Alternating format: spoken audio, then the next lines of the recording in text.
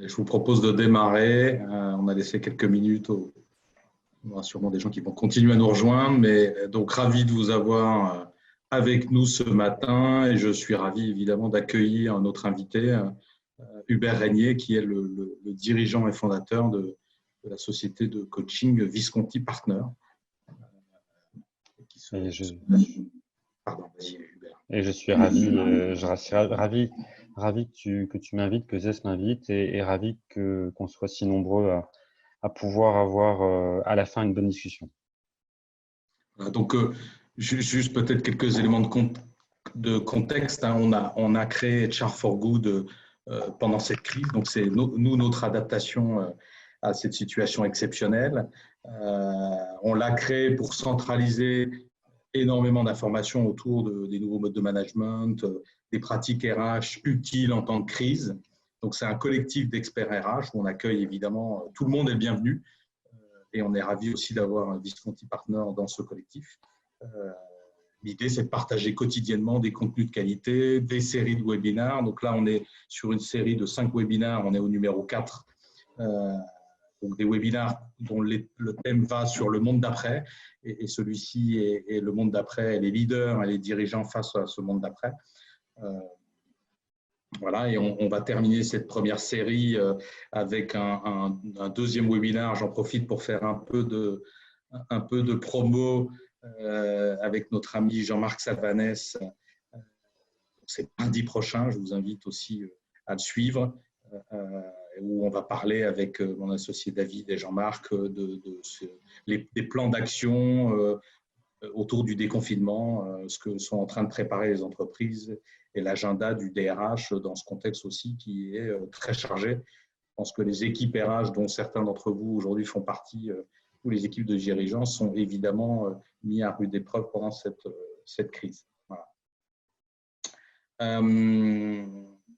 Alors, l'idée aujourd'hui sur cette matinée, c'est de vous parler de l'impact ou de l'approche des dirigeants pendant la crise exceptionnelle que nous sommes en train de traverser. Aujourd'hui, l'entreprise est devenue une entreprise éclatée par voie de conséquence face au confinement.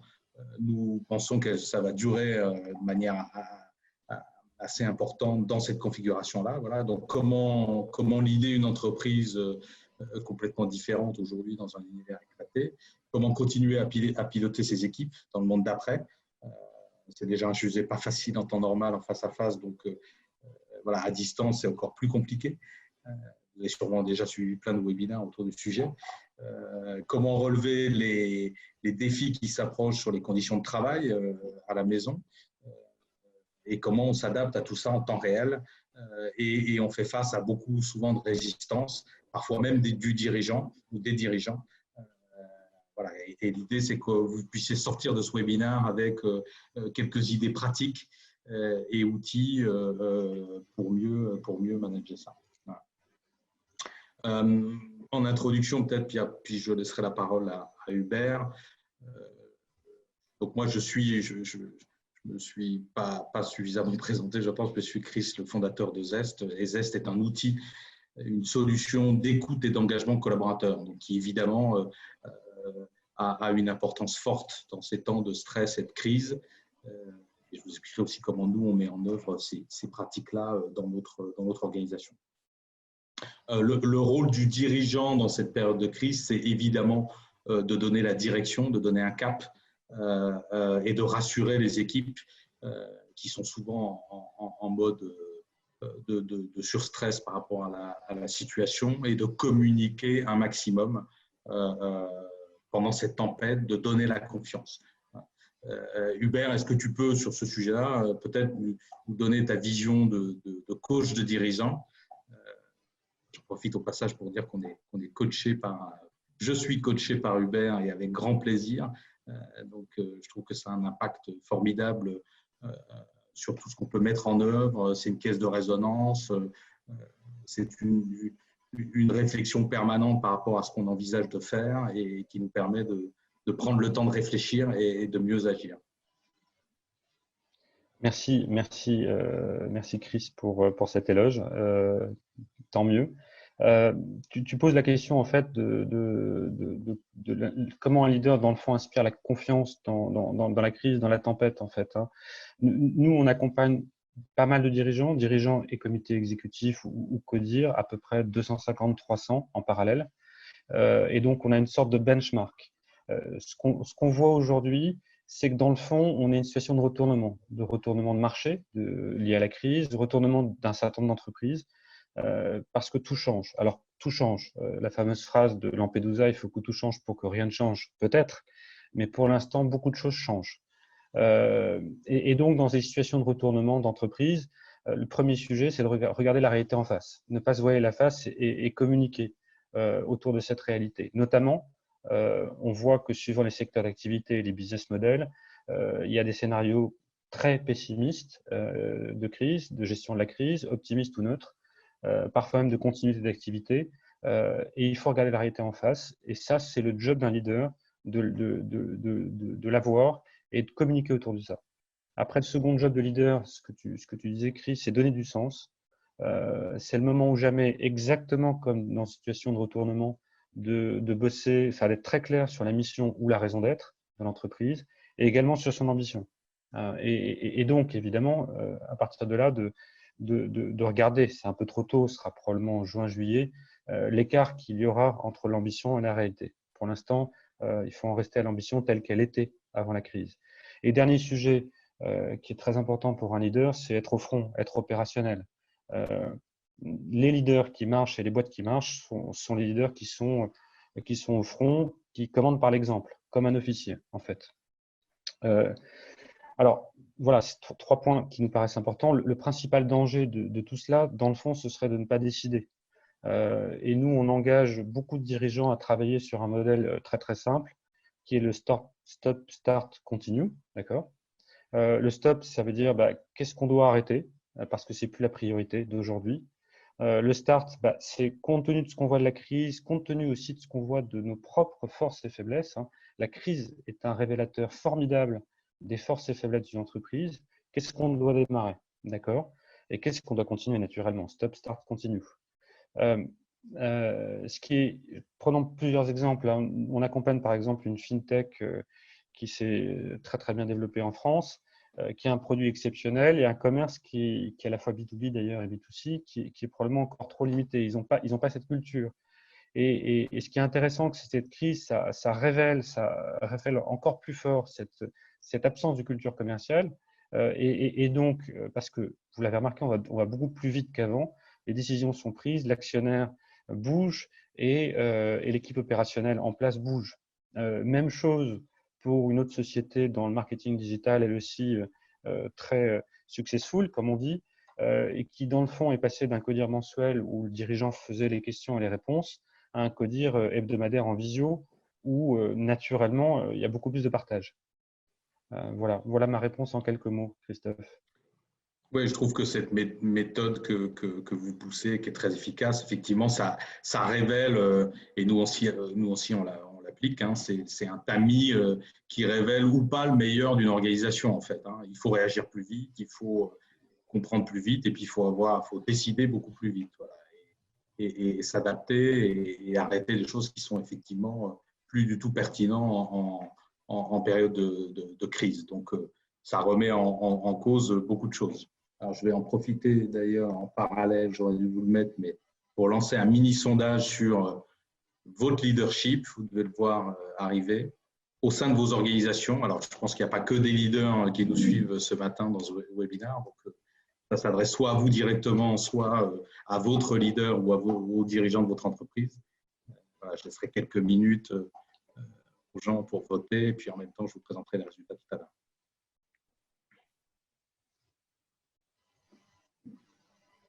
Par contre, je vais pouvoir faire deux choses en même temps aussi.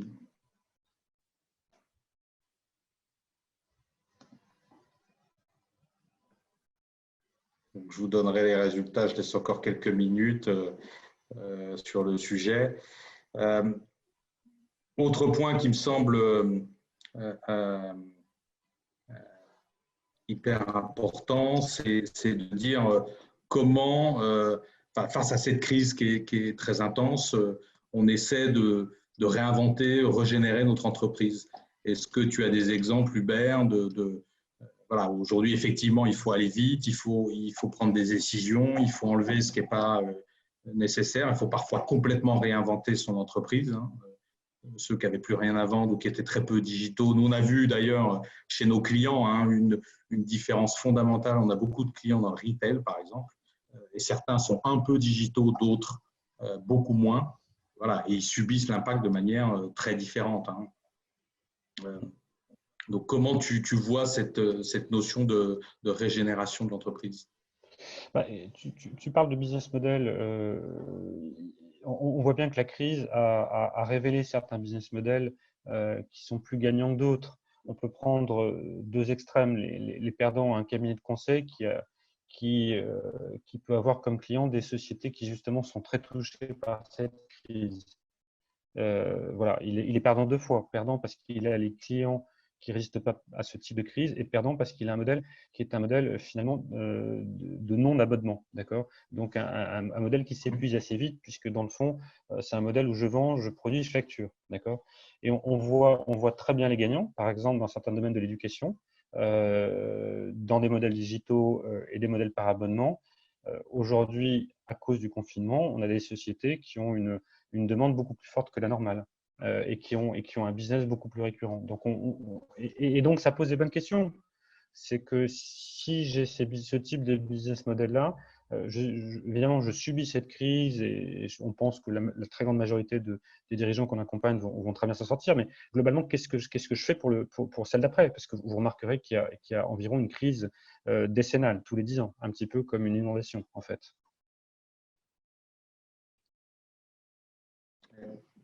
Alors, j'en profite, je vais arrêter le sondage, hein. On voulait savoir quelle était l'adaptation de votre leadership pendant cette crise. Donc, la bonne nouvelle, c'est que quand même, on a principalement un leadership plus collaboratif, hein. 46% d'entre vous, ça vient de changer, considèrent que le leadership a été plus collaboratif pendant la crise ou plus de coaching pour 43%. Donc, ça veut dire que l'aspect directif, fort heureusement, est très minoritaire dans les réponses au sondage, hein, c'est 11%.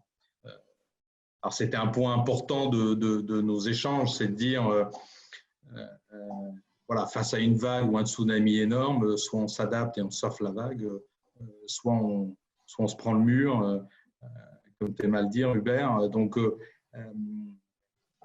est-ce que les dirigeants ont bien aujourd'hui pris ça en compte et sont dans un contexte où ils essaient de se réinventer?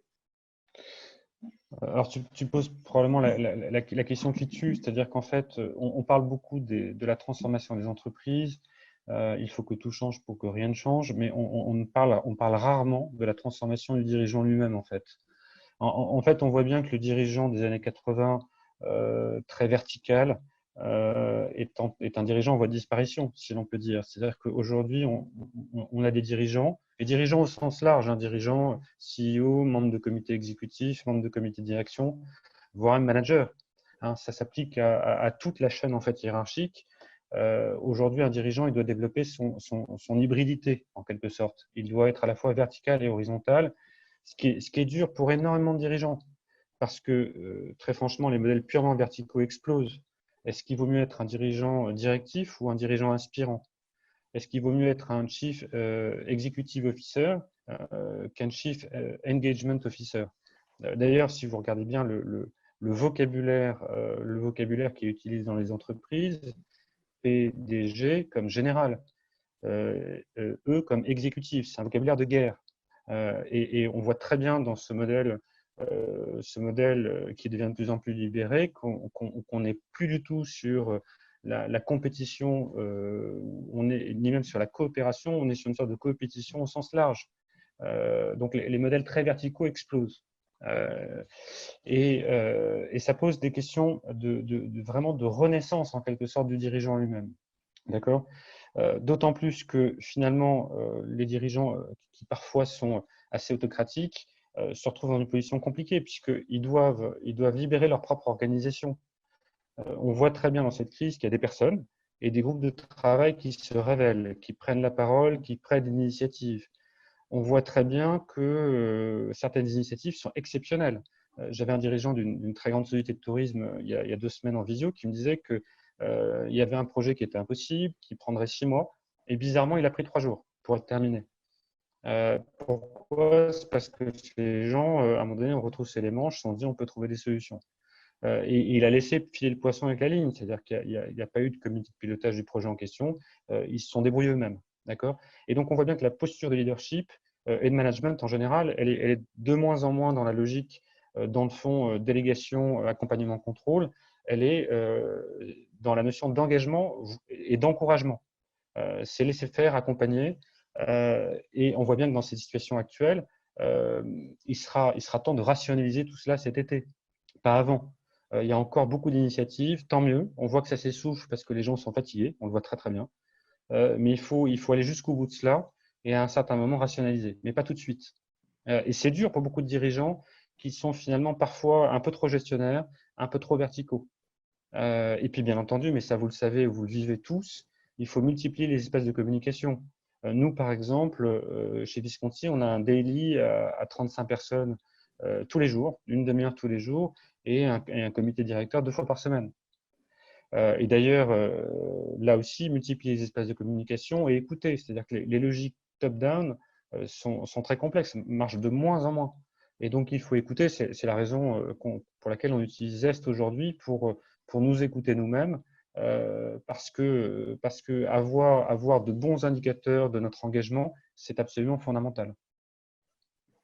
Moi, je vois, nous, on voit Hubert chez nos clients, et je ne sais pas si tu le vois toi aussi parmi les tiens, qui présentent des boîtes de toute taille, hein, de la PME jusqu'au grand groupe du CAC 40, des modes, des attitudes ou des modes très différents en fonction des typologies d'organisation. On a, nous, des dirigeants où on voit qu'ils ont envie de revenir à la normale le plus vite possible. Donc, ils ont envie de déconfiner avant le 11 mai. Hein, et à la rigueur, même s'ils prennent toutes les précautions, parce que c'est des précautions légales, ils voudraient vraiment retrouver le monde d'avant. Et puis d'autres qui sont en train de se réinventer et de changer ça. Nous, on a le feeling, puisqu'on demande leur avis aux employés et puis on discute avec beaucoup d'équipes, de DRH, que c'est quelque chose qui va être très dur à réimposer aux collaborateurs parce qu'on leur a donné cette liberté. On est passé, on avait à peu près 16% des collaborateurs en France qui avaient la possibilité de faire un peu parfois du télétravail à 80 à 90%. Pour ceux, évidemment, je parle là de ceux qui ont évidemment un poste pas en usine ou sur le terrain, mais qui ont un poste qui peut se mettre en télétravail. Donc, on est quand même passé d'un mode où les grandes entreprises freinaient des cas de fer le télétravail à de l'open bar quelque part, hein, et avec un retour plutôt favorable à la fois sur la productivité, malgré les conditions difficiles. Il y a pas mal d'études qui ont été faites aux États-Unis où on se rend compte que finalement, les collaborateurs sont plus productifs en télétravail, et puis sur le sentiment de liberté ou d'organisation plus simple. Voilà. Par contre, les dirigeants, est-ce qu'ils vont s'adapter à ça? Est-ce qu'ils vont s'adapter à ces nouvelles conditions de travail, à cette entreprise éclatée? Nous, on voit vraiment une dichotomie entre deux typologies de dirigeants. Certains qui n'ont pas envie d'y aller encore, et pourtant, on pense qu'on ne va pas revenir en arrière. Est-ce que tu ressens ça? Alors complètement, on peut prendre l'exemple des professions juridiques au sens large qui sont encore pour certains acteurs dans des modèles très paternalistes. Et pour en accompagner certains, ce qui est notre cas, on voit qu'il y a pour certains s'adaptent très vite et comprennent que ce mode est terminé. Ils commencent à faire travailler leurs collaborateurs en mode projet, bottom-up, etc. Et d'autres n'y arrivent pas du tout, ce qui est évidemment dommage. Il y a pas mal d'exemples là-dessus. Moi, je voudrais dire, pour prendre un exemple qui me paraît important, il y a une courbe qui a été produite par un institut de sondage américain auprès de 28 000 entreprises. Et l'abscisse de cette courbe, c'est le type de leadership, de très directif à très libéral. Et en ordonnée, c'est la création de valeur. Et la courbe est en U. C'est-à-dire qu'aujourd'hui, les sociétés qui créent le plus de valeur, sont celles qui sont soit très directives, et je pense qu'on trouve certains modèles industriels derrière, et les sociétés très libérales. Et bizarrement, elle est en U, ça veut dire qu'au milieu, les sociétés qui sont hybrides, c'est-à-dire qui n'ont pas trouvé leur modèle, créent moins de valeur. Probablement parce que derrière cela, il y a probablement des formes d'injection paradoxale des dirigeants et de l'équipe de direction. Et ce sera intéressant probablement de refaire ce gros sondage peut-être dans 1 ou 2 ans, quand tout ça sera un peu retombé, pour voir si on arrive toujours à cette courbe en U. Parce que dans le fond, ce qui est super intéressant, c'est que les travaux sur l'entreprise libérée qui datent d'à peu près d'il y a 10 ans, hein, qui étaient dans le fond un peu tombés de mode, bizarrement reviennent et portent leurs fruits. On peut dire que d'une certaine façon, l'entreprise libérée est en train de gagner la bataille. Et ça, je trouve ça formidable. Nous aussi, même si je préfère le concept de l'entreprise libérée, c'est un concept qui a toujours été un peu… on pourrait y mettre une entreprise sans leader ou sans manager intermédiaire, en fait, ce qui est très compliqué. Il y a des entreprises qui ont essayé de le faire, hein, mais c'est quand même très compliqué. Ça veut dire plutôt l'entreprise responsabilisée ou l'entreprise où on fait confiance, l'entreprise de confiance, où on laisse les collaborateurs partager. L'entreprise partagée est un concept qui me va bien à tout point de vue. Est-ce que peut-être pour donner des tips, des conseils aux personnes qui nous suivent avant le plus important, de vous laisser poser des questions. Pardon, je ne suis pas sur le bon… Voilà. On voulait partager avec vous quelques enseignements sur le monde d'après. On a commencé déjà à parler du travail à distance. Hein. Moi, j'y vois plutôt personnellement beaucoup d'intérêt. Alors nous, on est une start-up, donc évidemment, on était prêt du jour au lendemain à passer à un mode à distance. Tout est digitalisé chez nous.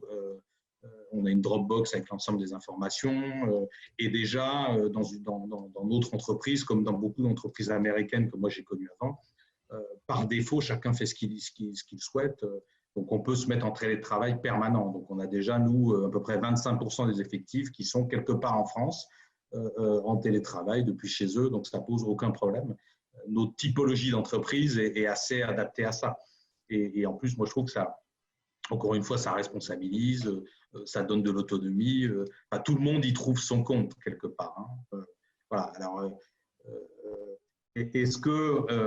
et puis, c'est aussi, moi, j'ai retrouvé pas mal de stats, en particulier de nos amis américains là-dessus, parce ils ont toujours un petit temps d'avance, hein, même sur la mesure de tout ça, qui fait que finalement, les collaborateurs cherchent encore un peu leur équilibre vie pro, vie privée, ce qui est normal. Ils ont besoin de ça, mais ils se sentent eux-mêmes plus productifs. Donc, voilà, c'est du gagnant-gagnant, cette nouvelle organisation.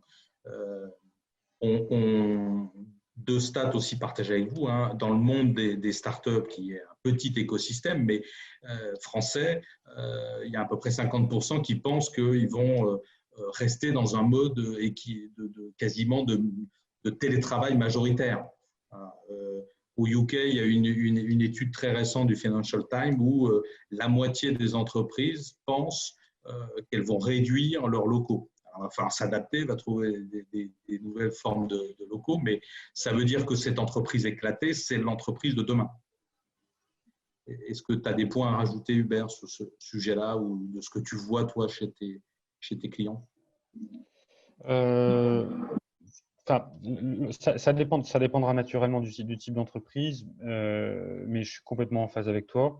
Et pour reprendre les 3 enseignements que tu montres, le premier est très clair, ça libère en quelque sorte les collaborateurs et l'entreprise. Encore une fois, ça dépend des entreprises et parfois des business. Hein. C'est vrai qu'une entreprise industrielle, c'est moins facile, il faut nuancer. Moi, je pense, et je lis en même temps la conversation du webinaire, hein, parce qu'il va y avoir des questions sur la posture du dirigeant qui, dans le fond, se retrouve finalement à piloter un réseau neuronal plutôt qu'une pyramide.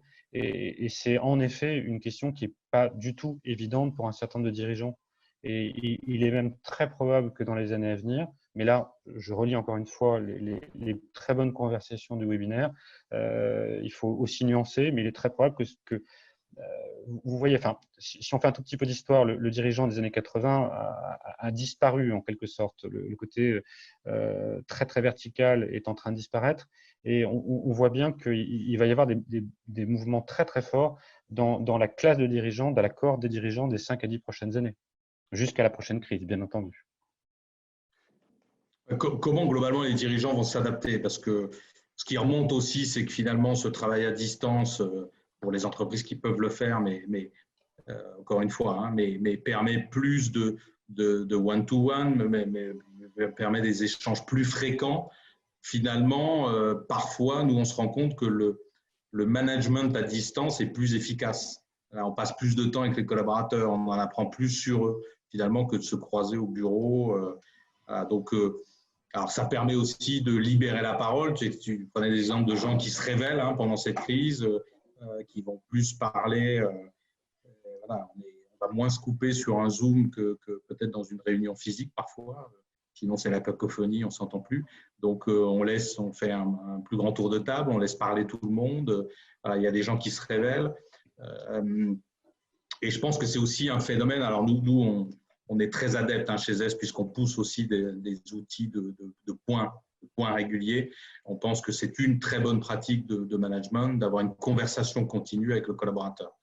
Comment les dirigeants eux-mêmes vont avoir cette conversation continue ou vont réussir à se réinventer dans ce contexte-là. Alors, il faut le faire de manière massive. Hein. Si on a une entreprise de 5 000 ou 10 000 collaborateurs, on ne va pas faire des one-to-one. Un leader ne va pas faire un one-to-one avec 10 000 personnes. Hein. C'est là où il a besoin d'un zeste, justement, mais où ça fait tout notre sens. Mais voilà, comment un dirigeant peut être plus participatif, peut se réinventer. Ce n'est pas simple.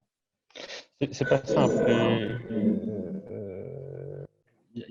Comment dire, d'abord, on voit très bien que sur les différents moments en visio, il y a beaucoup de process en fait. Il y a beaucoup plus de process qu'avant. On pouvait improviser en physique, on peut moins improviser en visio. Les ordres du jour doivent être mieux préparés, les réunions sont beaucoup plus courtes. Et donc, ne serait-ce que le mode de communication en fait, et de pilotage d'une réunion change. Et on voit bien que ce n'est pas que le dirigeant qui doit changer, il y a son comité de direction qui est son équipe rapprochée. On était encore une fois dans un mode avant qui consistait à déléguer, accompagner et contrôler.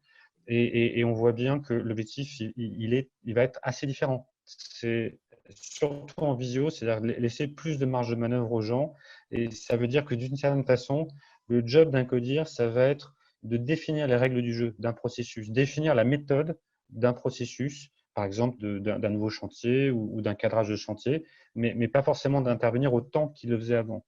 Et alors, ceci dit, j'ai aussi les commentaires. On a très peu de recul. Hein. Je rappelle qu'on est à la 8e semaine du confinement. Donc, il faut aussi laisser retomber un petit peu la poussière. Ouais. Moi, j'ai eu quelques exemples en échangeant avec des DRH ou des comités de direction. Hein, où, enfin, je rappelle encore, moi, j'ai l'impression qu'on a l'opportunité là, et d'autres disent la même chose sur la partie digitalisation. J'écoutais le fondateur de OnePoint qui disait ça hier sur BFM, je crois, ou avant-hier, voilà, en disant on a une opportunité unique de rattraper notre retard par rapport à d'autres pays. Moi, j'ai beaucoup travaillé avant de monter la start-up pour des boîtes américaines où on donnait beaucoup plus de liberté et on était beaucoup plus structuré.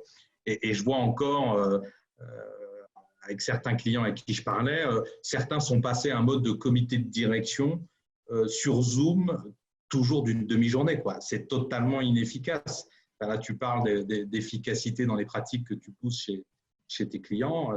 Là, quand on est de 14h à 19h en comité exécutif sur un Zoom, c'est compliqué. Il faut faire quelques pauses, mais ce n'est pas d'une efficacité extrême. Je sais pas ce que tu en penses. Si tu vois ça.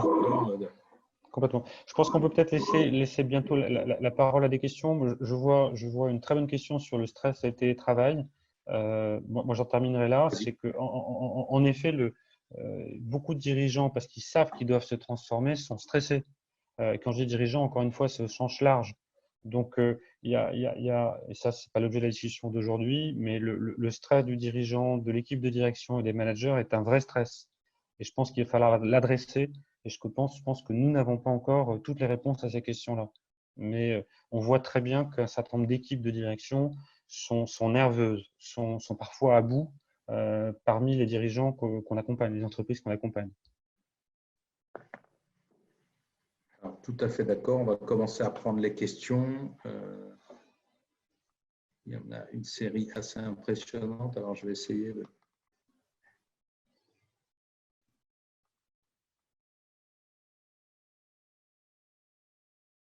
Donc, on a sûrement d'ailleurs une remarque intéressante, hein, quelqu'un qui doit travailler chez PSA, mais qui explique que le télétravail, c'est désormais la règle. Donc, ce qui est plutôt une bonne chose pour une entreprise traditionnelle et très impactée par la crise. Alors, il y a beaucoup de remarques aussi sur cette histoire d'entreprise éclatée de télétravail, de ce que je vois. Et certains remontent encore de la résistance. Hein. Donc, je pense que c'est un point important. Alors, je peux peut-être prendre la question d'Hugo. On peut prendre la question d'Hugo Perrier. Vas-y. Pensez-vous que la crise actuelle révèle les vraies valeurs et méthodes de leadership des sociétés? Enfin, oui, la réponse est oui. Je pense que d'ailleurs, plutôt que de valeurs et méthodes de leadership, on pourrait utiliser le mot culture. Si on définit la culture comme l'ensemble des valeurs, des usages, des rituels, des comportements, d'accord? Oui, et même de la raison d'être, hein, qui fait partie de la culture. On pourrait même mettre dans la culture aussi, dans le fond, les KPI, les 1, 2 ou 3 KPI d'une entreprise. Ça fait partie de la culture. Oui, on voit très bien que des cultures tiennent le choc, ne le tiennent pas, ou parfois même sont à réinventer. Et le travail qui doit être fait dans certaines entreprises sur les cultures, c'est un travail qui va prendre plusieurs années. Parce que changer en effet des comportements, des rituels, une raison d'être, et bien entendu des valeurs, c'est un travail de longue haleine et parfois très difficile. J'ai une autre question aussi intéressante de Ralph, il y en a beaucoup, hein, qui dit comment commander par l'exemple des collaborateurs d'une entreprise éclatée. Alors, je ne suis pas certain que ça soit plus difficile d'ailleurs, parce que là, on peut partager beaucoup de choses. Une entreprise éclatée ne veut pas dire non plus une entreprise qui ne se réunit pas à un moment donné, hein, voilà, ou qui n'a pas des modèles. Je crois que c'est vous d'ailleurs qui preniez deux exemples qui m'avaient marqué lors d'un de vos webinaires. Je vais vous faire un peu de pub, Hubert, mais il y en avait un, c'était sur le leader d'une compagnie aérienne qui avait laissé sa place à une cliente et qui s'était assis en fond d'avion. Ça avait fait un buzz pas possible sur les réseaux sociaux. Donc, bon, là, c'est du physique en l'occurrence, mais il n'en a pas fait la promo dans l'entreprise. Hein, c'est juste une exemplarité. Et je pense aussi à tout ce que fait aujourd'hui Accor, qui, à mon avis, est une entreprise qui est assez exemplaire dans cette crise, qui est extrêmement touchée, qui a offert, je crois, 40 000 nuitées à des personnels soignants, qui a atteint évidemment des personnes atteintes du Covid, qui a mis un fonds d'aide au personnel soignant. Enfin, voilà, tout ça, c'est aussi de l'exemplarité qui fait qu'aujourd'hui, l'ensemble des collaborateurs d'Accor doivent être extrêmement fiers, et semble-t-il sont extrêmement fiers de travailler pour cette organisation qui a très bien réagi, dont le leadership a très bien réagi pendant la crise.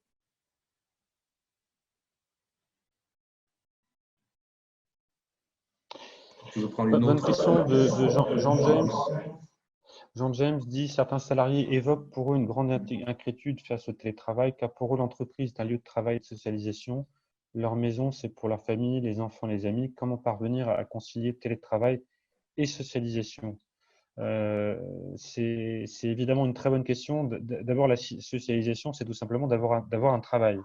La meilleure façon finalement de contribuer à la société et donc à son propre bonheur, hein, c'est d'avoir un travail. Il ne faut pas oublier que beaucoup de gens vont perdre leur emploi ou n'ont pas d'emploi aujourd'hui.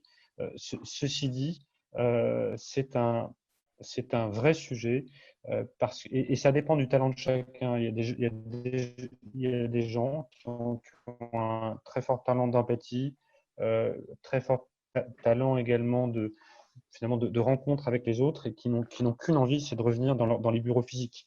Et je pense qu'en effet, en tant que DRH ou dirigeant, il va falloir être fin parce qu'on ne peut pas dire à tout le monde partez en télétravail parce que c'est l'avenir, alors que pour certains, parce que ça correspond à la nature profonde, le télétravail est une énorme source de stress parce qu'ils ont besoin de contact humain. C'est aussi bête que ça. Donc on voit bien qu'il y a un sujet très simple, c'est cette sorte de finesse qu'on va tous devoir développer pour que le télétravail ne soit pas imposé et qui corresponde aussi à la personnalité de chacun. Parce que sinon, on va faire comme d'habitude, on va reproduire encore une fois le modèle vertical, en quelque sorte, en disant mais partez tout en télétravail, je fais un petit peu votre bonheur contre votre propre gré pour certains, et on va avoir des tiraillements assez importants, en fait. Oui, c'est pas du on-off, hein, c'est vraiment. Je pense que l'idéal, c'est effectivement de pouvoir finalement être un collaborateur libéré, quoi, hein, d'avoir cette flexibilité-là, de dire quand je veux, je peux travailler en télétravail, je viens en entreprise croiser mes collaborateurs dans des moments importants de sociabilité. Il y a des réunions importantes, il y a du team building. Voilà, donc tout ça, c'est des moments qu'on peut pas, qui sont extrêmement importants, mais on est là pour ça et on ne fait pas deux choses en même temps. Et par contre, voilà, il y a plein de réunions qui finalement sont plus efficaces sur Zoom. Là, avec les règles de déconfinement, on est en train de parfois de marcher sur la tête où je connais des grands groupes où on fait revenir les collaborateurs au bureau, mais on leur demande finalement de rester à leur poste de travail pour faire une réunion interne en Zoom parce que les salles de réunion ne sont pas suffisamment sécures. Bon, on est dans un entre-deux là qui va être compliqué à gérer pour quelques semaines ou quelques mois. Euh, Complètement. Peut-être qu'on peut prendre une dernière question parce que on approche de l'heure finale. Euh, D'ailleurs, quelqu'un mentionne que dans le fond, il s'est fait sortir de son entreprise alors il était en CDD. Oui. Et en effet, il y a quand même, faut se rappeler que là on parle toujours des gens qui ont la chance d'avoir un travail, mais que beaucoup de gens ne vont pas avoir de travail à l'issue de cette crise. Et en tout cas, moi, pour ceux qui seraient parmi ceux qui nous écoutent dans ces situations, vous pouvez nous envoyer des emails. Chris et moi, on a des contacts. Enfin, ce que je dis là est très très basique, mais voilà, si on peut aider d'une façon ou d'une autre, on le fera avec très très grand plaisir. Non, mais c'est important et c'est aussi une notion de solidarité que moi j'ai essayé de pousser inter-entreprise. Alors nous, on a la chance d'avoir un business qui fonctionne bien et finalement la crise donne encore plus d'intérêt et de force à notre outil. Donc on recrute actuellement et hélas, on n'est pas si nombreux que ça à recruter dans cette période. Hein, donc voilà, mais ce sont des bonnes nouvelles. Il reste des entreprises qui recrutent et je pense qu'il faut être solidaire entre nous. C'est-à-dire que voilà, dans la crise, il y a un effet très négatif, un cercle vicieux quand tout le monde ferme les vannes. Nous, on voit bien que chacun préserve sa trésorerie. Parfois, voilà, on se sépare de collaborateurs en période d'essai ou en CDD juste par précaution. Alors, pour certaines entreprises, elles ne peuvent pas faire autrement, hein, mais il ne faut pas aller trop loin dans cette non-confiance en l'avenir ou ce conservatisme, parce que là, on va faire exploser l'économie. Donc, on a besoin de continuer à soutenir nos entreprises voisines, nos entreprises partenaires. Il y a aussi des comportements exemplaires de boîtes qui payent plus vite. Nous, on a certains clients, et je les en remercie, qui ont accéléré leur délai de paiement. Par exemple Engie, hein, pour les citer. Donc voilà, qui aident finalement des plus petites structures à bien survivre, à avancer pendant la crise. Voilà, donc on se doit de faire ça. Donc effectivement, si on peut aider, avec grand plaisir.